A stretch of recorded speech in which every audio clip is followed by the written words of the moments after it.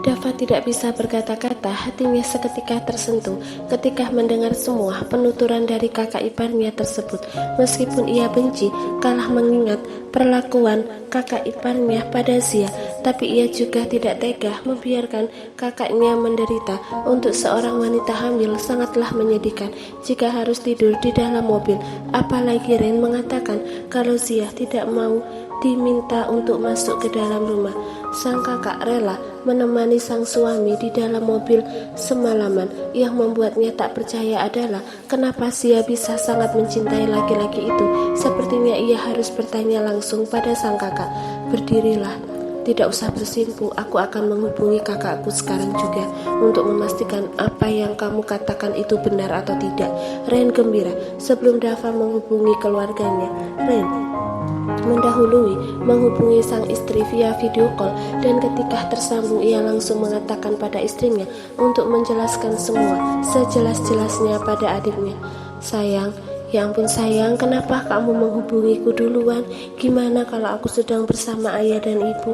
Aku takut mereka tahu kalau aku sudah memiliki ponsel lagi, ucap Zia terlihat cemas. Aku terpaksa sayang, tapi kamu gak apa-apa kan? Kamu sedang berada di dalam kamar kan? Sudah, aku langsung masuk ke kamar saat kamu hubungi. Kamu sendiri udah pulang ke rumah. Kamu udah sarapan kan?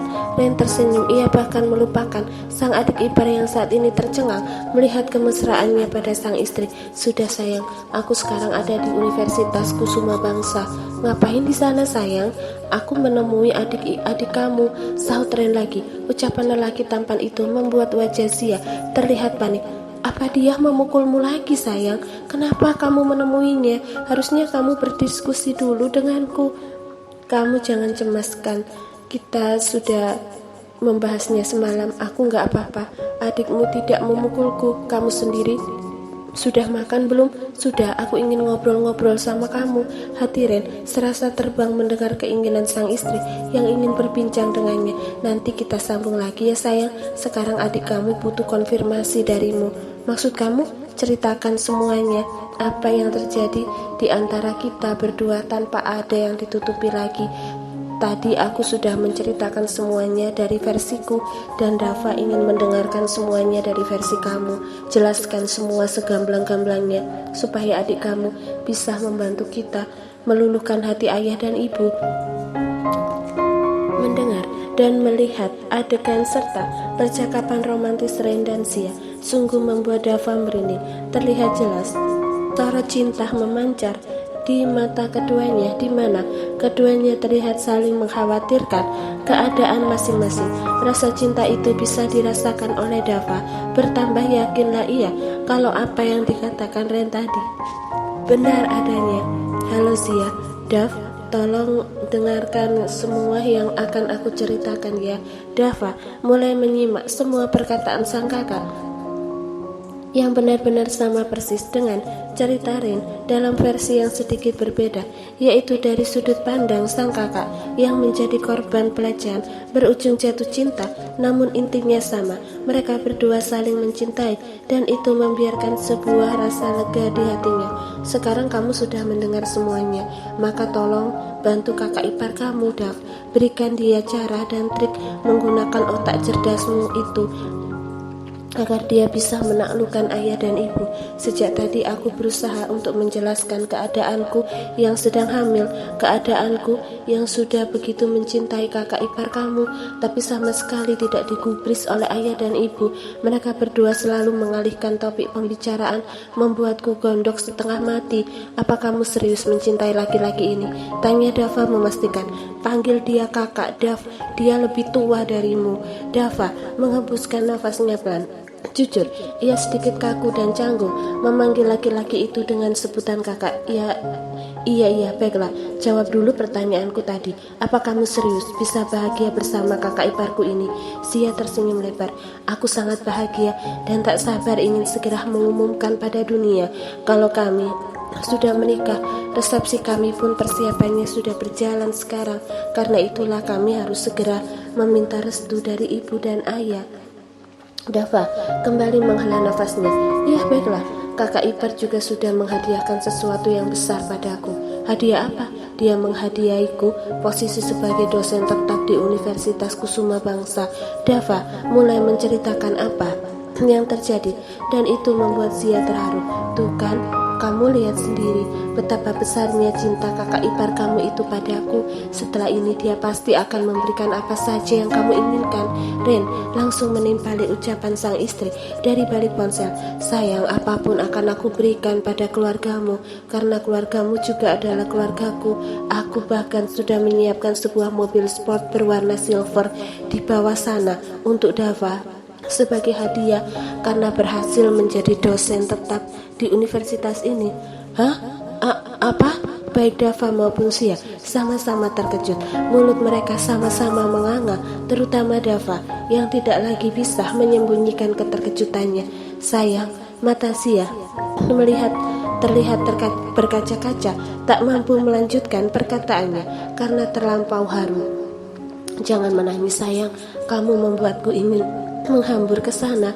Kalau begini caranya, ujar Ren cemas. Jangan sayang, aku hanya terharu kok. Zia tampak buru-buru menyekah matanya yang mulai mengembun, tak mau membuat suaminya khawatir. Aku hanya memberikan hadiah kecil untuk adik kita. Bekerja di universitas ini juga harus menyesuaikan dengan style dan pergaulan yang ada di sini. Dava tidak mungkin terus-terusan meminjam mobilmu kan? Dava langsung menggeleng keberatan.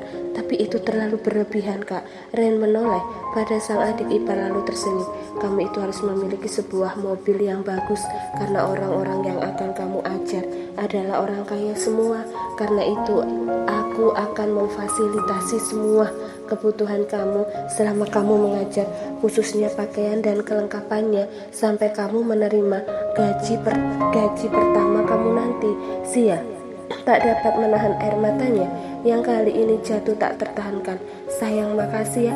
Tidakkah kamu tahu kalau universitas itu adalah universitas yang diidam-idamkan Dava selama ini?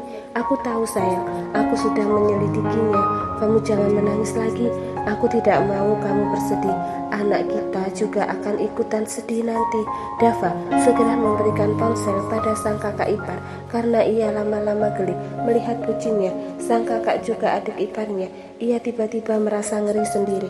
Tidak pernah ia melihat kakaknya yang biasanya terlihat barbar dan tegas tiba-tiba bisa bicara semanja dan selembut ini pada seorang lelaki. Sayang, jangan nangis. Pulang dari sini, aku akan segera hubungi kamu lagi. Sementara kamu tidur aja dulu ya. Aku masih ingin bicara dengan Dava soal ayah dan ibu. Sekarang aku tutup ponselnya. Beristirahatlah. 1 jam ke depan aku akan hubungi kamu lagi. Selamat tidur sayang.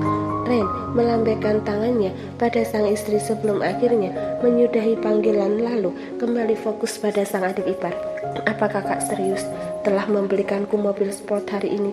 Ren tersenyum lalu segera menarik tangan sang adik ipar menuju ke pinggiran rooftop, kemudian menunjuk mobil sport yang ada di bawah sana. Itu mobil untuk kamu. Aku memberikannya cuma-cuma karena kamu adalah adik dari istriku. Jangan anggap ini sogokan. Ini adalah bukti keseriusanku, bukti kalau aku sangat mencintai kakak kamu. Bahkan jika kamu ingin satu lagi, aku sanggup membelikannya. Lagi Dava tercengang. Ini benar-benar gila. Sekaya apa sih dia sampai-sampai membelikanku mobil harga miliaran seperti itu? Batin Dava takjub. Pemuda tampan itu tidak terpikir bisa memiliki mobil semewah itu. Kini ia bingung apakah harus menerima hadiah istimewa itu atau tidak. Kamu jangan terlalu banyak berpikir Dava. Mobil itu pantas untukmu. Jangan pernah merasa minder karena sekarang kamu akan bekerja di sebuah universitas elit.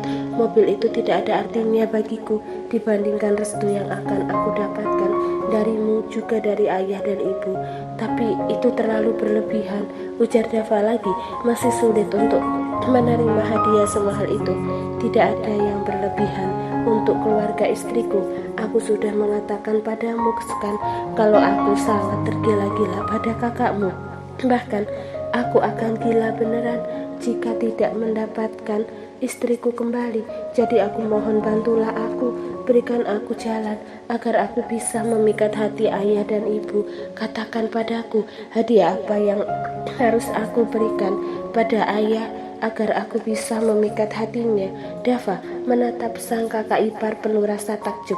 Bisa-bisanya pria berkuasa itu merengek-rengek merayu restu darinya demi seorang wanita biasa seperti kakaknya. Pada akhirnya Dava memutuskan akan membantu Ren. Ia benar-benar sudah merestui pernikahan kakaknya dengan Ren, dan kini saatnya ia membuka pikiran ayah dan ibunya tentang baiknya laki-laki ini. Ibu urusan belakangan, apa kata ayah pasti akan dituruti oleh ibu. Taklukkan dulu ayah, beliau suka memancing saat libur sekolah. Kebetulan besok beliau akan memancing. Akan aku beritahukan pada kakak lokasinya. Bawakan saja hadiah yang berhubungan dengan alat pancing. Lalu berusahalah untuk meyakinkan ayah kalau kakak sangat mencintai Sia. Hati Sia benar-benar gembira karena hari ini sang suami akan menemui ayahnya di lokasi pemancingan yang sudah diinformasikan oleh Dava. Semalam ia kembali menemui sang suami tidur di mobil. Hanya Dava yang mengetahui kalau ia menginap di luar semalam. Meski Dava sempat melarang Sia untuk tidak tidur di dalam mobil mengingat kondisinya yang sedang hamil, tapi Sia berhasil meyakinkan adiknya kalau ia tidak bisa berjauhan dari sang suami, dan itu sempat membuat Dava bergidik ngeri. Sia pun tertawa terpingkal-pingkal melihat reaksi adiknya, lalu mengolok-oloknya dan mengatakan bahwa ia akan mengalami hal yang sama jika sudah menemukan belahan jiwanya nanti. Namun tak dapat ditampik, ia sungguh senang karena sang adik benar-benar mendukungnya 100%. Kenapa senyum-senyum sendiri? Kayaknya senang banget kamu, tanya Agus pada Sia saat sedang sarapan bersama anak dan istrinya pagi itu. Gak ada apa-apa ya, Sia mengakhiri senyumnya.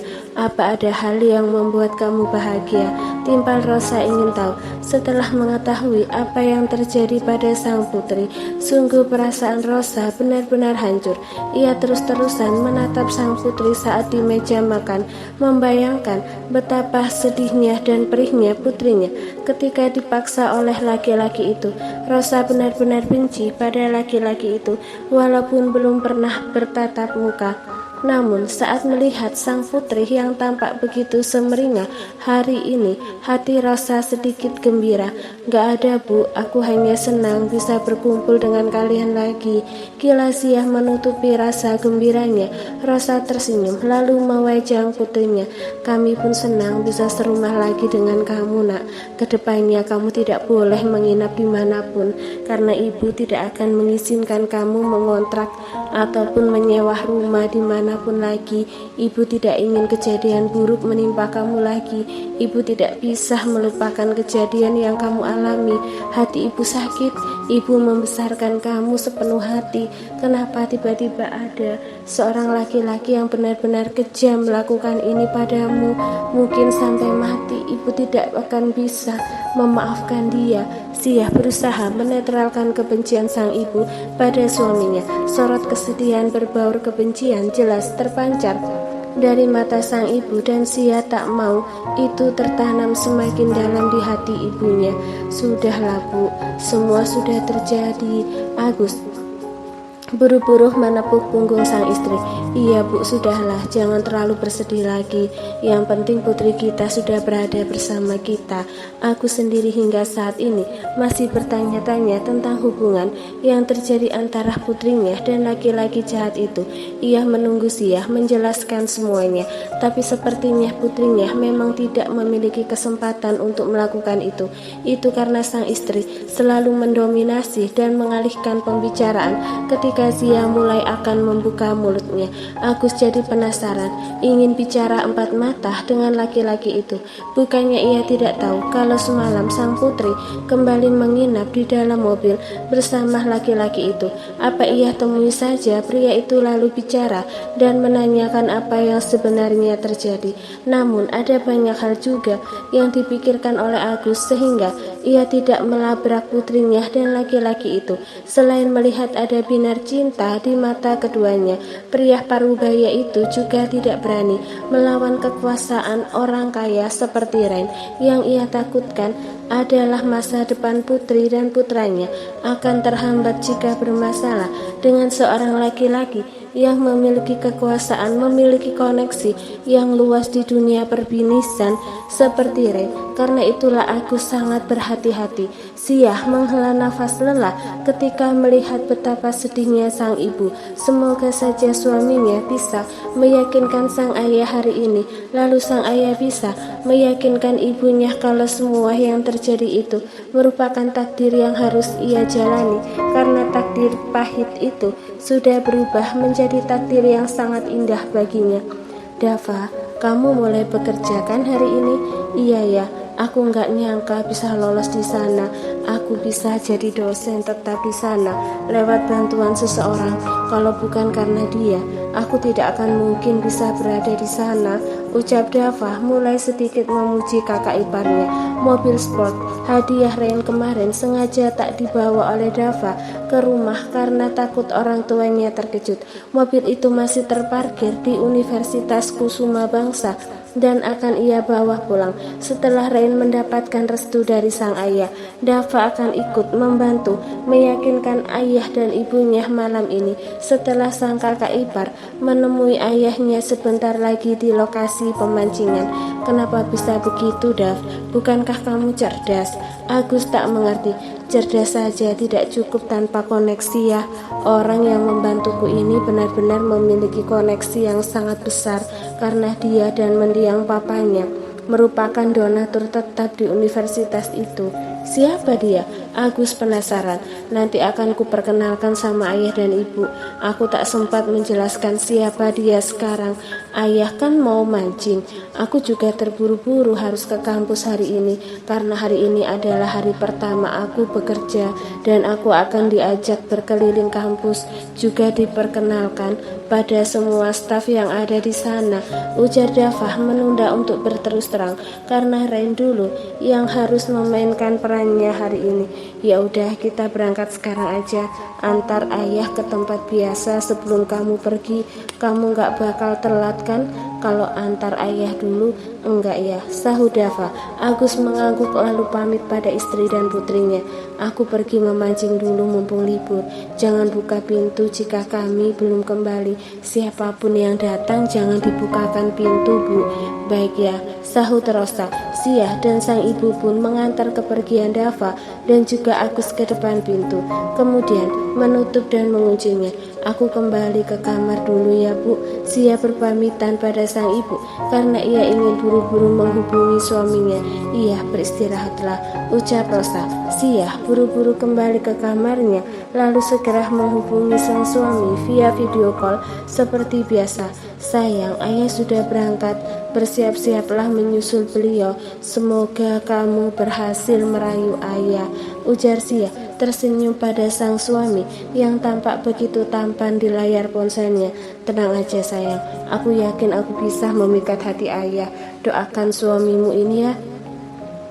Kenapa sedih sekali, gumam Agus ketika beberapa kali ia melempar kailnya ke dalam sebuah sungai yang berbatasan dengan laut, tapi tak kunjung ada ikan yang memakan umpannya. Biasanya ia akan mendapatkan ikan-ikan besar, karena di sini bukan hanya ikan sungai yang ada, tapi ia juga bisa mendapatkan ikan laut. Mengingat ini adalah muara, namun herannya hari ini ia belum mendapatkan satupun. Sudah 1 jam ia berusaha melempar kail, tapi belum juga mendapatkan ikan. Namun seperti biasa, Agus tidak akan berhenti sebelum hari menjelang sore. Kepuasan yang didapatkan oleh Agus bukan hanya pada ikan yang berhasil dipancing, tapi mendapatkan kesenangan batin yang tidak bisa ia jelaskan pada siapapun. Saat ia memancing, semua masalah dan beban hidupnya hilang.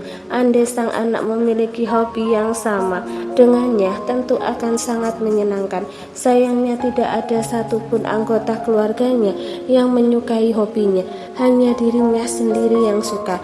Tengah sibuk melamun sambil melemparkan kail kembali, tiba-tiba ia mendengar suara seseorang yang menegurnya. Belum dapat ikan sama sekali ya. Agus sontak menoleh. dan mendapati laki-laki tampan bertubuh tinggi yang memiliki wajah sedikit tegas. Terkadang sekali tampak begitu dingin, tengah tersenyum padanya sambil membawa sebuah tas besar. Kenapa orang ini bisa menyusulku ke sini? Apa dia juga suka memancing? Batin Agus heran. Berjuta pertanyaan muncul di kepala Agus. Sampai akhirnya laki-laki tampan itu berlutut di hadapannya. Apa-apaan ini? Kenapa kamu berlutut di depanku? Aku akan tetap berlutut sampai ayah mendengarkan semua penjelasanku terkait hubunganku dengan Zia. Mohon jangan usir aku sebelum aku menjelaskan semuanya ya.